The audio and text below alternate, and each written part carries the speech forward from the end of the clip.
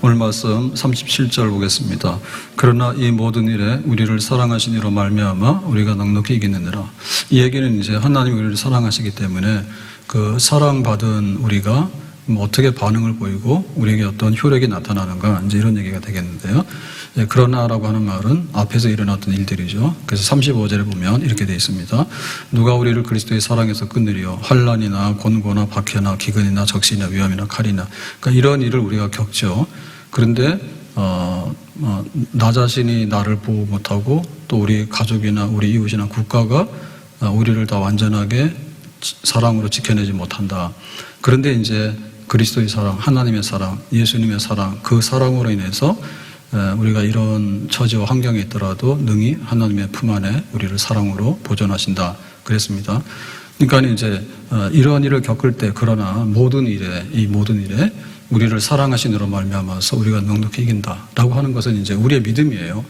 그러니까 하나님이 우리를 얼마든지 많이 사랑하더라도 우리가 그걸 거절하게 되면 예수님은 문 밖에 서 있어요. 문 부시고 들어오지는 않거든요. 그러면 또 하나님이 우리를 사랑하시는데 우리가 그 사랑 한 절반만 받아들이면 사실은 그 사랑이 절반처럼만 보여져요. 그래서 하나님은 나를 사랑하시지만 내가 스스로 주저앉고 끊어지게 되는 거죠. 그래서 이제 주님이 나를 사랑하시면 나도 주님을 사랑한다, 이제 이렇게 돼야 되잖아요. 그래서 이거는 우리의 믿음으로서 반응을 보이는 것을 의미하겠습니다. 예수님 날 위해 죽으셨네, 왜 날 사랑하나. 겸손히 십자가 지시었네, 왜 날 사랑하나. 왜 날 사랑하나. 왜 날 사랑하나. 왜 주님 갈보리 가야 했나. 왜 날 사랑하나. 그 사랑에 우리가 감동이 크고 그 사랑을 받아들이는 것. 우리가 이제 밥상 차려놔 밥 많이 먹으면 배부르잖아요. 근데 밥상 차려놔도 먹기를 안 먹잖아요. 그러니까 우리가 그 사랑을 얼마나 많이 내가 받아들이고 거기에 이제 영향을 받는가. 주님 정말 날 사랑하네. 그 완전한 사랑이 내 안에 완전한 사랑으로 나타나도록 우리가 효력을 이제 받아들이는 거죠. 그렇게 돼야 되겠다는 얘기입니다. 그래서 우리가 성경에 보면은 하나님을 사랑하는데 하나님이 독생자를 십자가에서 죽도록까지 우리를 사랑하시면 우리도 죽기까지 사랑한다. 대부분의 경우 이제 이렇게 그 완전한 사랑에 답을 하는 그 믿음의 사람들이에요. 그래서 이제 다니엘의 친구들을 보면 이제 금신상에 절하라 하잖아요. 그때 절하라 하는데 다니엘서 3장 17절에 보면 이렇게 말합니다. 왕이여 우리가 섬기는 하나님이 계시다면 우리를 맹렬히 타는 풀무불 가운데서 능히 건져내시겠고 왕의 손에도 건져내시리다. 18절에 그렇게 하지 아니하실지라도 왕이여 우리가 왕의 신들을 섬기지도 아니하고 왕이 세우신 금신상에게 절하지도 아니할 줄 아옵소서. 그래서 여기 보면 그렇게 하지 아니할지라도, 그러니까는 이제 하나님을 사랑하는데 사실은 죽더라도 사랑한다. 내가 이렇게 풀무불에 들어가면 타 죽을 수 있죠. 근데 그런 일이 벌어지더라도 나는 그렇게 사랑할 거다 라고 하는 것이 이제 그 사랑에 붙들린 사람들의 답이에요. 그러니까 이런 것들이 이제 세상의 환난을 이기고 끊을 수 없다고 하는 그 사랑에 끊을 수 없는 실제적인 그 혜택과 그 모든 것을 능력으로 우리가 경험을 하게 되는 것이죠. 그래서 순교자들은 항상 그런 각오가 있습니다. 일사각오가 있습니다. 그래서 일사각오가 있어가지고 정말 주님이 날 위해 죽으셨으면 나도 주님을 위해서 죽겠다. 그래서 주기철 목사님, 또 손양원 목사님, 또 폴리갑, 이런 순교자들의 그 기준은 주님이 날 사랑하니까 나도 주님을 위해서 죽는 게 아깝지 않아. 한 번만 네가 이 로마 황제에게 절해. 난 한 번도 할 수가 없어. 평생에 나를 한 번도 부인한 적이 없는. 그러니까 일사각오, 왜 죽을 만큼 그렇게 하느냐 할 때 주님이 날 위해 죽으셨으니까 나도 아깝지 않게 그렇게 할 거야 라는 그런 각오죠. 사도행전 20장 23절에 말합니다.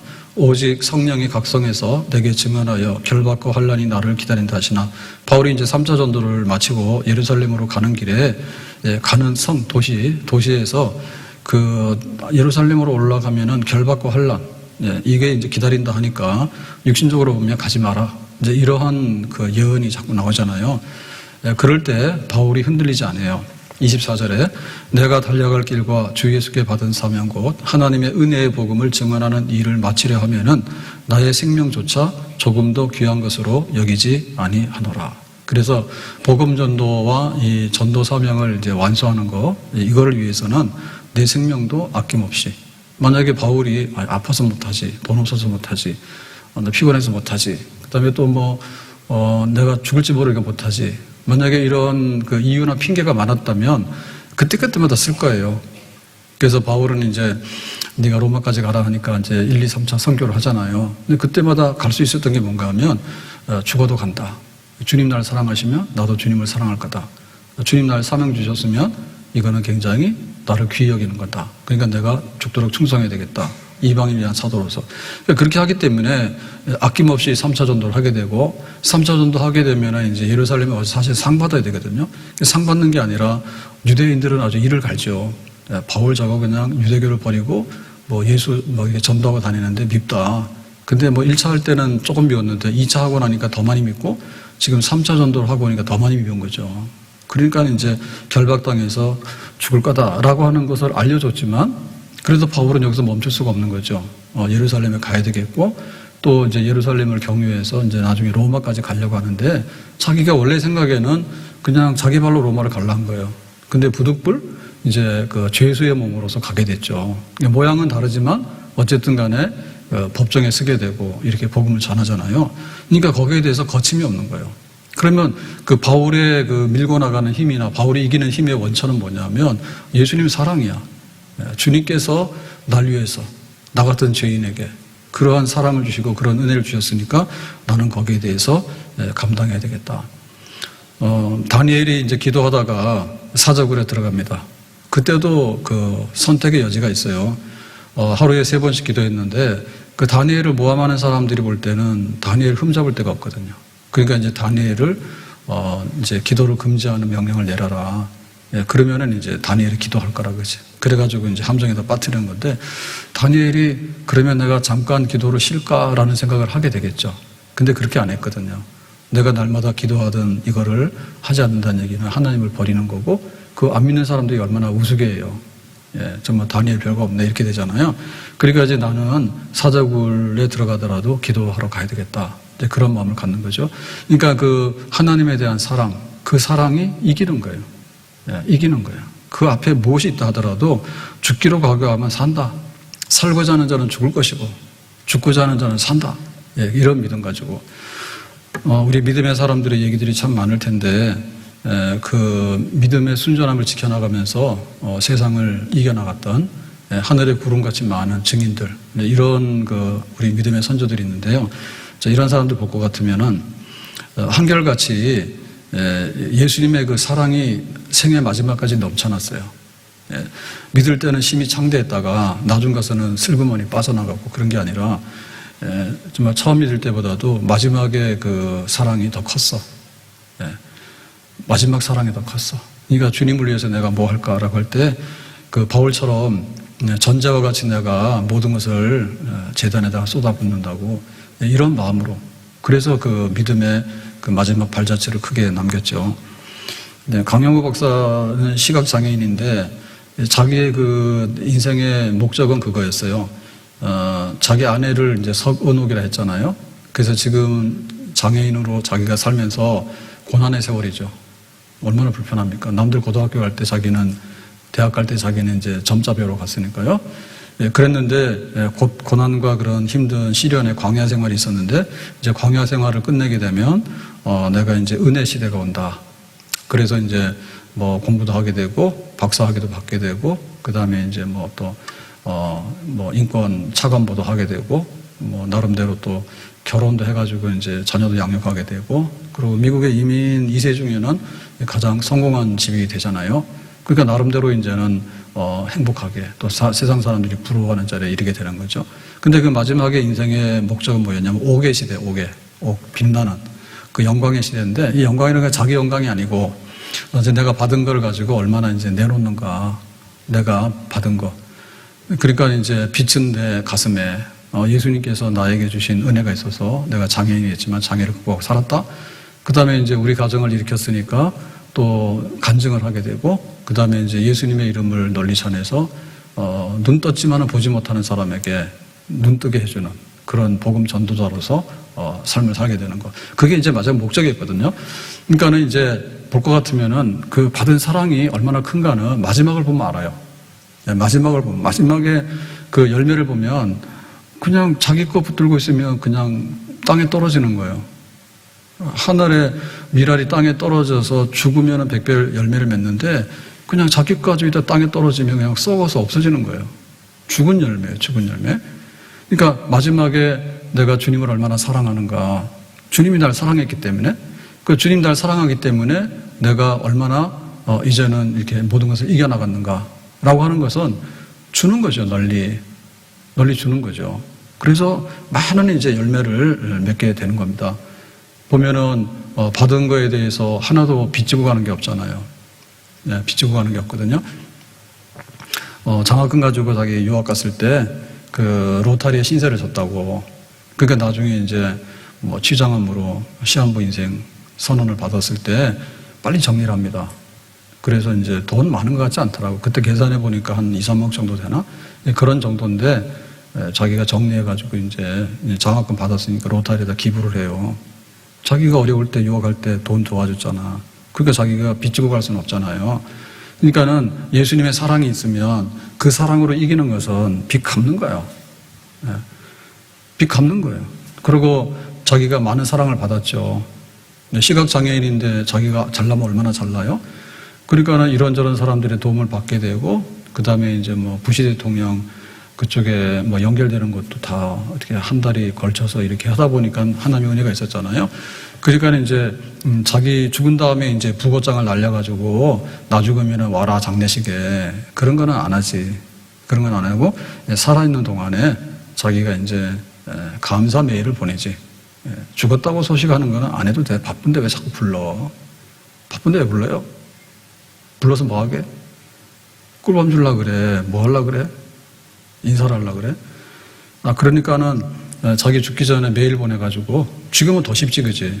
지금은 더 쉬우니까 카톡 막 보내면 되잖아요. 내가 얼마 못 사니까 그동안 신세 많이 졌다. 혹 내가 빚진 거 있으면 말해라. 그리고 그동안 고마웠다. 그래가지고 그런 게 막 오면 얼마나 좋아요. 예? 받는 사람이 얼마나 좋겠어요. 그래도 이렇게 조금 했더니 그걸 기억하고 죽기 전에 고맙다고 인사하네. 그럼 굉장히 좋잖아. 그러니까 사람이 뭐예요? 밑빠진 독에 물 붓는 게 아니라 그야말로 많은 부분을 채워가지고 다 주님이 나를 사랑했으니까, 그 사랑을 사람들 통해서 받았으니까 또 주님의 이름으로 그 사람들에게 그 사랑을 나눠주게 되니까 그게 이제 또 다른 사람에게 많이 전달되고 그렇게 되는 거지. 그러니까는 자기는 죽지만은 하늘의 미랄이 돼가지고 얼마나 많은 예수님의 사랑이 전파되고 그렇게 하는 겁니까? 죽으면서 좋은 소식 전하고 죽는 사람 없어요. 예? 내가 그동안에 뭐 때문에 밥 얻어먹었고, 내가 힘들 때 나에게 위로를 해줬고, 그 다음에 내가 공경에 빠졌을 때 나를 위해 기도해줬고, 정말 악하다니까. 죽기 전에 그냥 원수 돼가지고 원한만 맺혀가지고 말이에요. 예, 교회에다가 기도해달라 해놓고 그런 얘기 뭐 하냐고. 그러고 실컷 기도해놓으면 나중에는 배째라게 내가 언제 그래. 그럴 수 있어요? 그러고 싶으면 해요. 근데 나중에 하나님 앞에 가면 뭐라 할 거예요? 야, 너를 위해서 얼마나 많이 기도했는데 너는 그냥 빚만 지고 왔냐? 그럴 거 아니에요. 그러니까는 그 사랑으로 내가 이겼다는 얘기는 그 사랑으로 인해서 내가 그 사랑으로 갚으면서 내가 그 사랑으로 내가 다 채워주고 이렇게 기도에 빚을 졌으면 기도에 빚 좀 갚고, 그 다음에 내가 장학금으로 빚을 졌으면 장학금도 좀 갚고, 내가 막 병들었고 힘들었을 때 와서 문안대 했으면 좀 하고, 오라 소리만 해놓고 갈 때는 안 가고 말이야. 그럼 뭘 받을라 해. 그럴 수가 없지. 네, 로제테 홀도 보면은 이제 제임스 홀, 그 홀 집안이에요. 이 얘기도 제가 이번에 다시 한번 자료를 봤는데 몰랐던 게 몇 개 있더라고. 1890년에 우리 한국에 옵니다. 그러니까 굉장히 빨리 오는 겁니다. 1890년이기 때문에 우리나라 선교 문 열리고 초창기에 오는 거예요. 근데 이제 여자지만은 독신, 결혼하지 않고 의료 선교사로 온 거예요. 근데 이제 그때가 25살인데 25살에 한국에 도착을 했습니다. 근데 그 캐나다 사람 제임스 홀하고 이렇게 약혼한 상태예요. 근데 이제 자기가 결혼하지 않고 한국에 먼저 와서 그 제임스 홀이 이제 1년 2개월 후에 한국에 도착합니다. 그러면 우리는 언론에다가 우리 결혼할 거야라고 딱 공포해놓고 3일 만에 파산 나서 경찰에 신고한 거 아시지? 세상이 참. 그래서 그 당시에 여기 한국 올라오면 목숨 걸고 와야 되잖아요. 미국에서 배 타고. 그렇게 오는데 오는 저 로제트 홀이나 그 다음에 약혼녀를 보내는 제임스 홀이나 대단한 사람 같아. 그래가지고 1년 2개월 후에 이제 그 제임스 홀이 와서 1892년에 이제 그 한국에 결혼합니다. 온 지 2년 만에 제임스 홀이 이제 와가지고 결혼하게 되는데요. 결혼하는데 이 제임스 홀이 의사예요. 네, 의사인데 어디로 또 선교를 딱 가려고 하는가 하면 평양을 갈라 해. 평양을 갈라 해. 그러니까 그 당시에 평양은 굉장히 위험한 데예요. 그래서 막 청일전쟁도 하고 그리고 여기 좀 안전한 데가 그래도 여기 서울 요런 데가 좀 안전하지 지방은 위험한데 청일전쟁 때문에 거기는 전쟁터가 거의 됐는데요. 거기를 가서 있거든요. 철수를 안 하고. 예, 그러다 보니까 거기서 이제 그 발진 티푸스가 걸립니다. 그러니까 이거는 전쟁통에 위성이 안 좋기 때문에 오는 감염이에요. 거기는 가도 안 되고 가더라도 빨리 철수를 해야 되는 거야. 근데 거기서 그냥 자기가 의료 선교사로서의 사명이 있기 때문에 그거 하다가 병 걸려가지고 죽었어요. 그래서 한국에 와서 결혼하고 얼마 안 됐는데 이렇게 남편이 이제 죽게 되죠. 그게 이제 1894년입니다. 1890년 25살에 와가지고 2년 후에 결혼해가지고 27살에 결혼해가지고 29살 됐을 때 남편이 죽어버렸어. 그런데 이제 아들은 낳았고 태중에 이제 둘째 아이가 있는데 그러니까 이 사람 미국 사람이니까 미국으로 가는 거예요. 미국으로 가서 첫째는 아들이고요. 둘째 딸을 출산하게 됩니다. 출산하게 되는데 그러고 나서 1897년에 다시 한국으로 와요. 1890년에 왔다가 92년에 결혼하고 94년에 남편이 죽고 미국 가서 둘째를 출산한 다음에 97년에 한국에 또 와버려요. 뭐 비행기 타고 왔다 갔다 하는 게 힘든데 그 당시에 배 타고 갔다가 또 오고 이렇게 해가지고는 그 딸을 데리고 한국에 왔다니까. 그러면 우리 같으면 트라우마가 있잖아요. 한국의 선교에 대한 어떤 비전이 있고 그렇다 하더라도 왜 남편이 죽을까? 근데 남편이 와서 선교 제대로 못하고 뭐 한 2년 있다 죽어버리거든요. 근데 이 딸을 데리고 이제 출산하고 다시 한국에 올 때 어떤 마음으로 왔겠습니까? 별로 행복하지 않겠지. 만약에 왔다면 사명이지, 사명. 무슨 행복이 있겠어요? 남편 묻힌 땅에, 죽은 땅에 그 어린 딸, 아들 이렇게 데리고 다시 왔는데 이제 셋이서 사는 겁니다. 셋이 사는데 남편이 선교하다가 지금 평양에 들어가서 또 선교를 해요. 선교를 해. 그래서 이제 그 세 가족이 살다가 이번에는 그 딸이 이질이 걸려. 그래가지고는 그 딸아이가 또 죽어요. 그러니까 남편이 평양 선교하다가 발진 티푸스로 죽고 그 다음에 딸 미국에서 출산해가지고 한국에 왔는데 또 이 아이가 이질로 죽고 그러니까 넷 중에서 둘이 죽었잖아. 그러니까 이제 아들하고 이제 이 로제트 홀만 남은 거지. 그랬을 때 그 심정이 어떨까요? 그렇게 유쾌하겠어요? 네. 그렇게 유쾌할 것 같지 않아요. 그리고 사실 보면은 가족 중에 절반이 죽었으면 나도 언제 죽을지 모르잖아. 그 당시에 치안도 안 좋을 뿐더러 위생이 안 좋아가지고 선교사들 많이 죽었거든요. 의사라도 죽는 거예요. 뭐 치료가 없고 약이 없는데 뭐 별 재주가 있습니까? 이렇게 참담한 가운데, 아주 슬픈 가운데, 아주 고통 가운데 버티는 겁니다. 선교진 한국에서. 그래서 얼마를 다 선교하는가 하면 44년을 선교해요. 한국 땅에 머물면서. 그럼 하루하루가 어떻게 되겠어? 하루하루 굉장히 고통스럽겠죠. 내가 복음을 전하고 선교 활동을 하지만 그러나 육신적으로 볼 때는 먼 이국 땅에 와가지고 남편과 딸을 묻은 땅에서 이방인들 틈바구니에서 일을 하는데 뭐가 그렇게 쉽겠습니까? 돈을 줘요, 뭘 줘요? 근데 하는 거 보면은 굉장히 많은 일을 했어요. 그래서 의료 선교를 많이 해서 병원 세웠는데 이대 부속병원, 그다음에 인천 기독병원, 그다음에 이제 제임스 홀이 평양에서 했기 때문에 그게 나중에 평양 기독병원, 그다음에 인천 간호대학 뭐 이런 병원과 학교 이런 거 생기고 그다음에 그 당시에는 이제 여자들이 의료 접근이 어렵잖아요. 여자들이 남자가 의사면은 여자들이 접근이 어렵잖아요. 그래서 여자 의사가 굉장히 필요하거든요. 그러니까 여자 의사를 이제 그 양성을 하는 학교를 세우죠. 그게 이제 경성여자의학 강습소입니다. 이게 이제 모태가 돼가지고 나중에 우석대학으로 넘어가서 지금 고려대학교 의과대학이 된 그런 그 씨앗인 거예요. 그 여자의과대학 생겨서 여자 의사들을 배출하게 되죠. 그 다음에 이제 장애인들에 대해서 굉장히 관심이 많았어요. 그래서 시각장애인, 청각장애인 이런 사람들을 가르치는 학교 이런 것도 이제 하게 되고, 그 다음에 이제 이렇게 해서 이제 막 선교하는 동안에 이제 아들이 커가지고 그래서 이제 여자 의사 중에서 이제 박마리아인가요? 그래서 이제 유학까지 시켜가지고 공부시켜서 한국에 왔는데 별로 일을 못하고 죽어요. 그래서 이 아들이 누군가 하면 이제 우리가 알고 있는 샤우드 홀이죠. 샤우드 홀인데 샤우드 홀이 내가 가서 공부해야 되겠다. 미국 가가지고 의사가 되죠. 그래 공부 마치고 한국으로 오는데 결혼해서 와요. 그게 이제 여기 지금 로제타 홀로 보면은 며느리가 되고요. 그 아들 샤우드 홀로 보면은 의사 아내를 만나가지고 한국에 선교하러 다시 들어오는 거야. 그러면 그 아들도 별로 기분이 안 좋겠죠. 뭐 한국에 와서 하지만은 아버지 죽었고 자기 여동생 어려서 죽었고, 그런데 미국 가서 의사가 돼서 부부가 근데 다시 한국으로 온다. 근데 결국에 여기 와서 한국에서 추방당했거든요. 추방당해서 이제 일본이 그 2차 대전을 막 확산하고 이렇게 돼가지고 그 외국인 선교사들 막 쫓아낼 때 그때 간첩 혐의를 써가지고 쫓겨나요. 그러니까는 우리에게 선교하러 왔지만 그 선교에 대해서 사람들이 뭐 그렇게 다 우호적인 것도 아니었고요. 그 다음에 일본이 볼 때는 눈의 가시 아닙니까, 선교사들이. 그러니까 간첩 혐의 씌워서 추방당해요. 나중에 인도 가서 선교하다가 선교했거든요, 그분들이. 그러니까는 육신적으로 볼 때는 못해요. 근데 그 받은 바 사랑이 있기 때문에 그 사랑 가지고 하는 거예요. 그러니까 내가 그것을 이겨나가는 거예요. 그러니까 나 자신의 삶만이 그런 게 아니라 주님께서 부탁한 일들을 이뤄 나가는데, 우리가 예배 드리는데 예수님의 사랑 없으면 못하지. 예배 드려주는 거지. 참 억지입니다, 그게. 내가 세상에 나가서는 돈 좀 벌고, 우리나라 야단 났다더라고.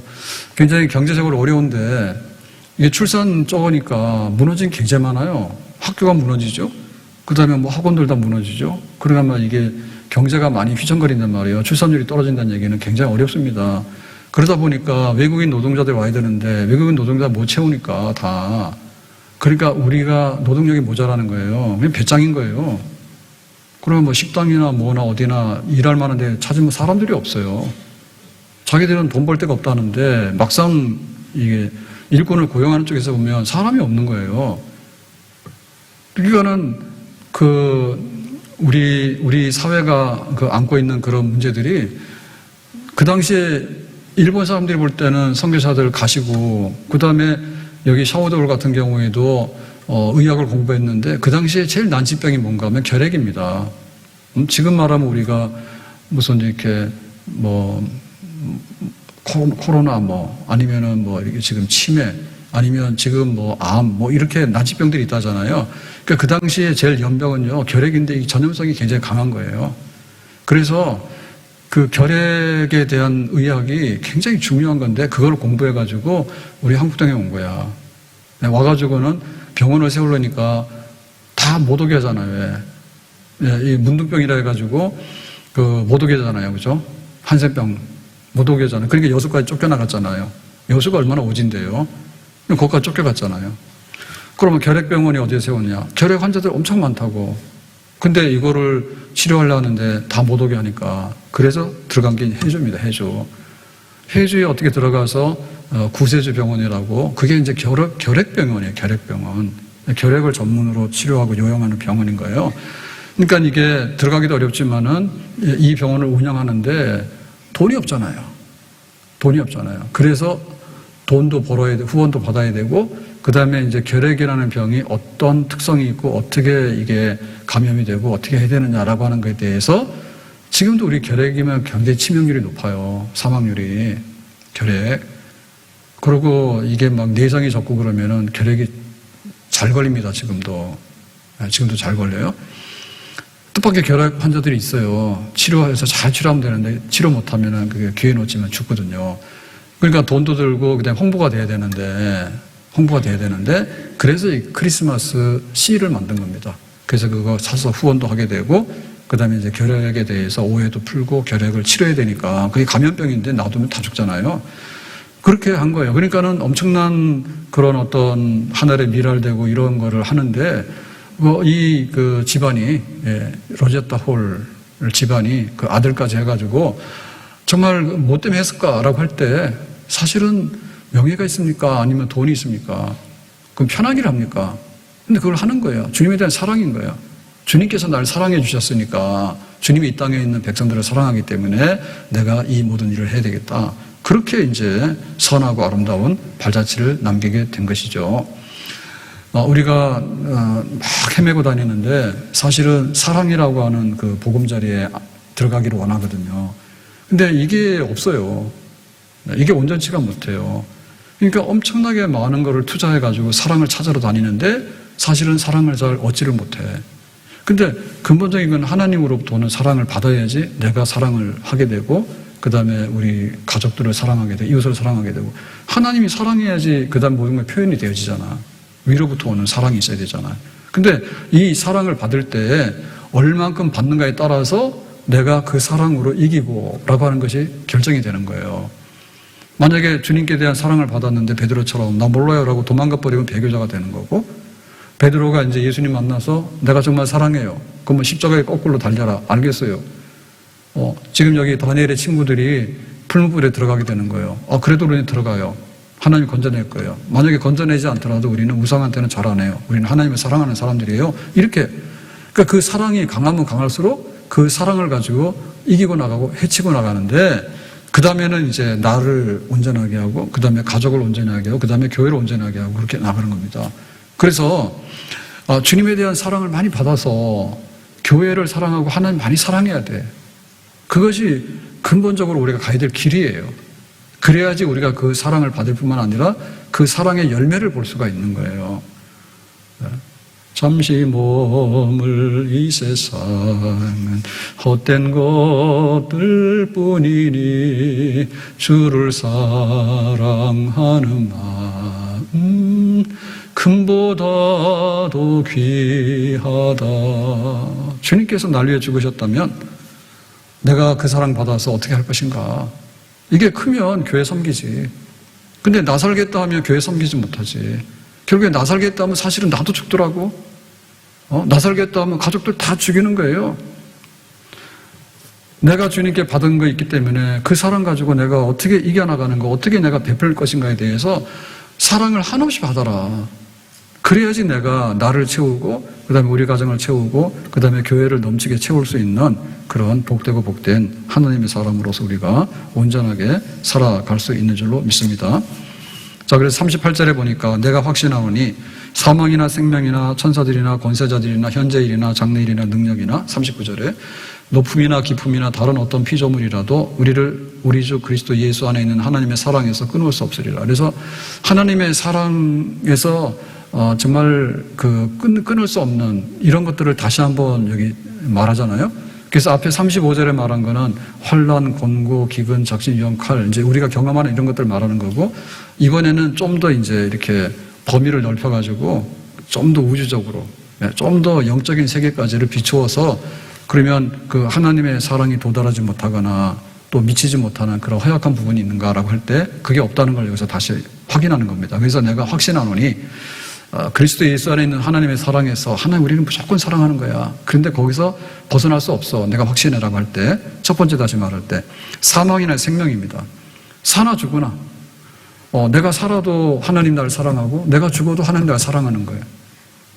나 죽는다 해서 하나님이 없거나 하나님 나를 사랑하지 않는 건 아닌 거예요. 그래서 생사간에 하나님이 사랑하시는데 설령 내가 병이 나서 죽든지 어떤 이유로 해서 죽는다 하더라도 주님이 날 버리지 않았어. 날 사랑해. 그 사랑이란 얘기죠.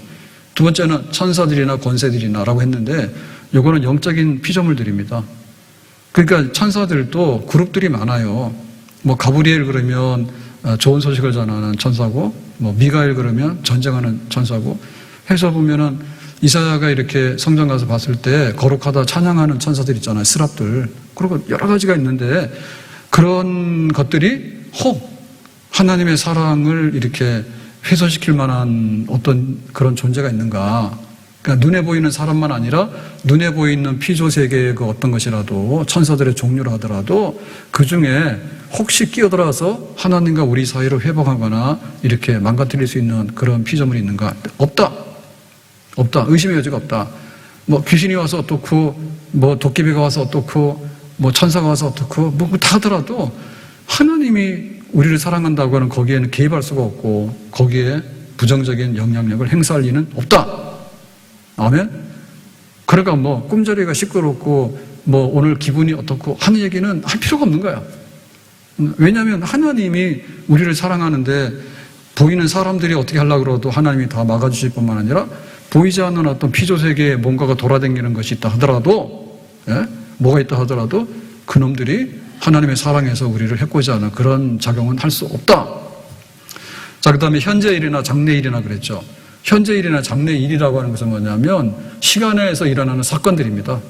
시간에서 일어나는 사건들이 있는데 만약에 우리가 올 한 해는 보호를 받았지만 내년에는 보험이 만료가 된 거예요. 그 보험이 끝났는데 보험금 안 넣었어. 그랬더니 너는 보험금 해지야. 그러면 이건 시간상의 문제가 있는 거지. 예? 우리가 가지고 있는 이 사랑은요, 굉장히 시한부가 굉장히 많아요.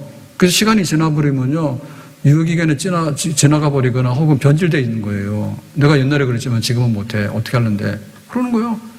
그래서 현재일이나 장래일이나, 그럼 미래에 되게 불안하잖아요. 하나님 날 사랑하셨는데 언젠가 하나님이 그 사랑을 접으면 어떻게 될까?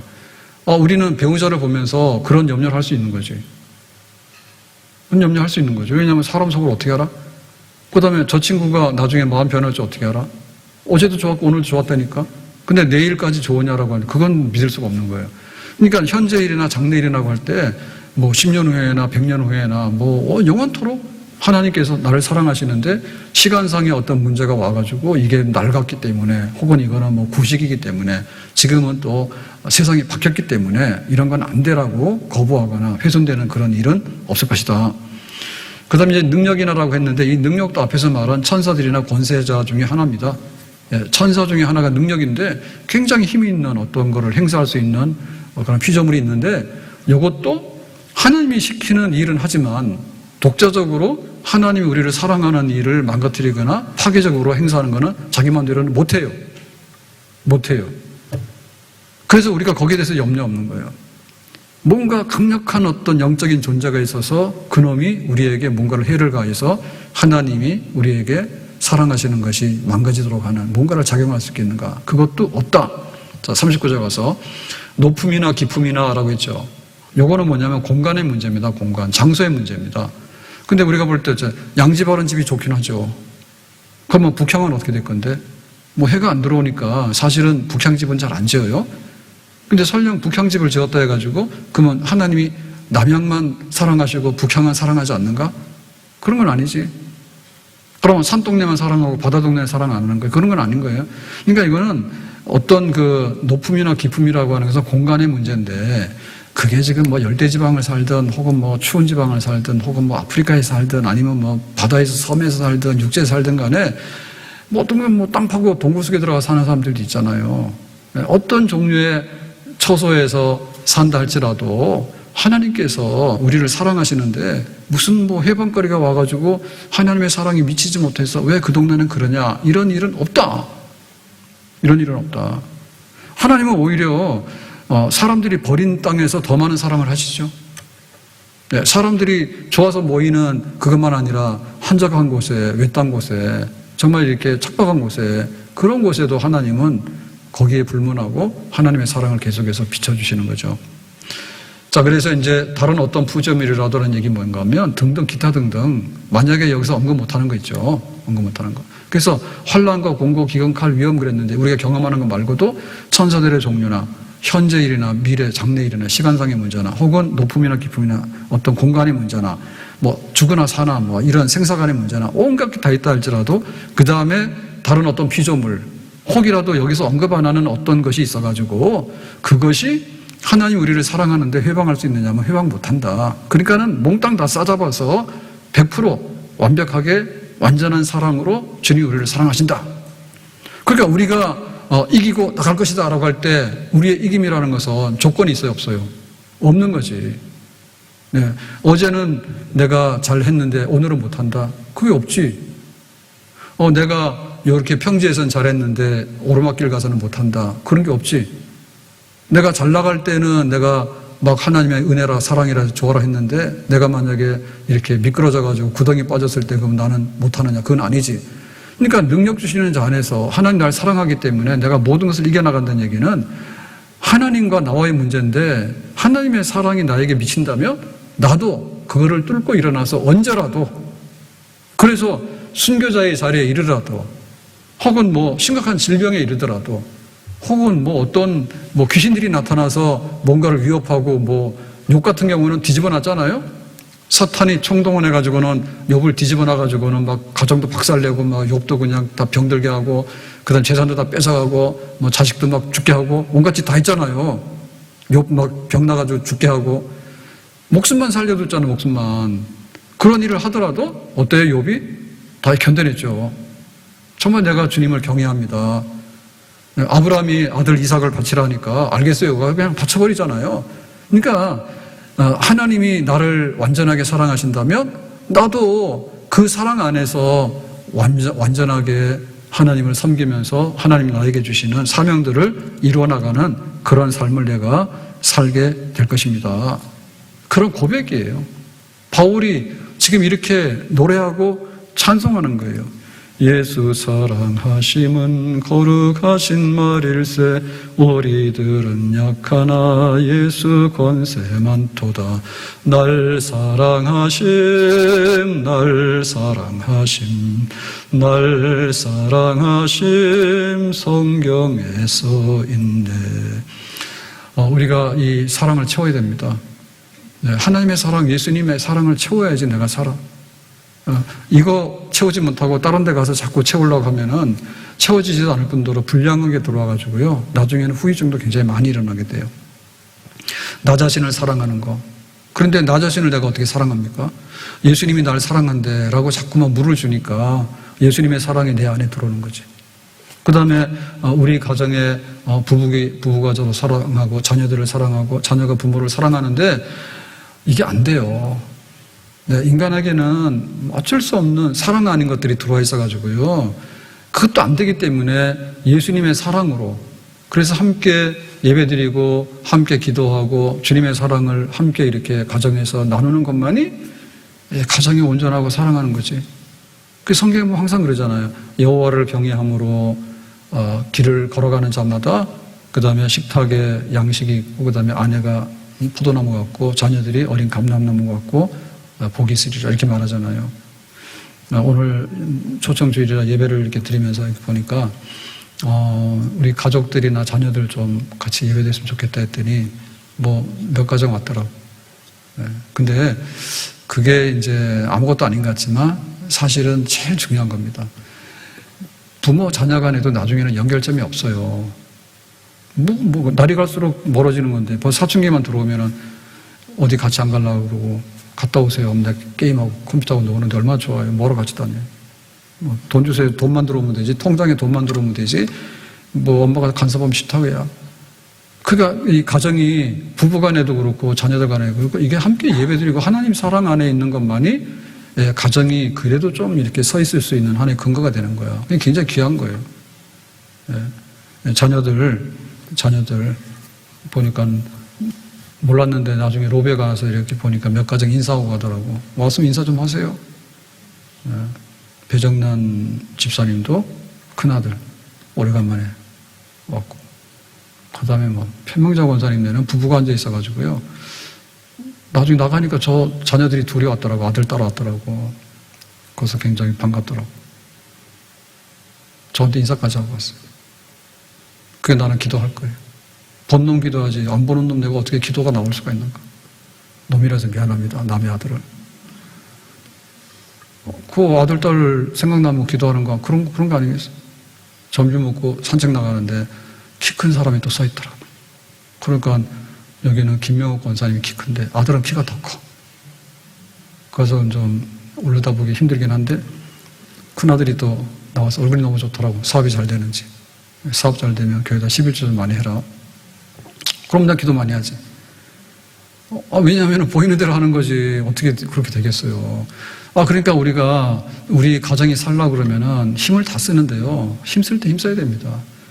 그러니까 예수님의 사랑을 받고 그 사랑 안에서 좀 부모를 사랑할 줄 알고, 자녀도 사랑할 줄 알고, 교회도 사랑할 줄 알고, 그러다 보면은 우리 유아 세례 받아서 결혼한 사람 있는지 모르지만, 우리 결혼한 중에는, 거의 갓난아기 때 있어요.